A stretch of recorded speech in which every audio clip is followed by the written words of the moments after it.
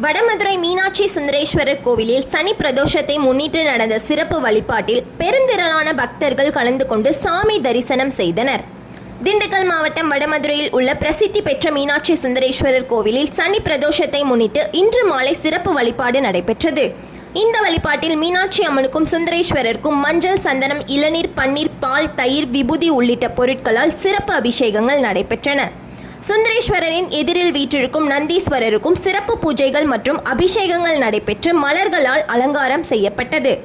அதன் பின்னர் பெண் பக்தர்கள் விளக்கேற்றி நந்தீஸ்வரரை வழிபட்டனர். அதனைத் தொடர்ந்து மீனாட்சி சுந்தரேஸ்வரர் சிறப்பு மலர் அலங்காரத்தில் பல்லக்கில் அமர்ந்து கோவில் வளாகத்தை சுற்றி வந்து பக்தர்களுக்கு அருள் பாலித்தார். இந்த சிறப்பு வழிபாட்டில் சுற்று வட்டார பகுதிகளை சேர்ந்த பெருந்திரளான பக்தர்கள் கலந்து கொண்டு மீனாட்சி சுந்தரேஸ்வரரை வழிபாடு செய்தனர். அதன் பின்னர் பக்தர்களுக்கு அன்னதான பிரசாதம் வழங்கப்பட்டது. ஐயனின் அருள்மலை ஏறிடுவோம்.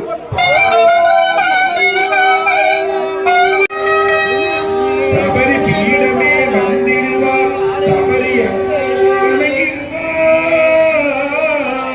சுவாமியே.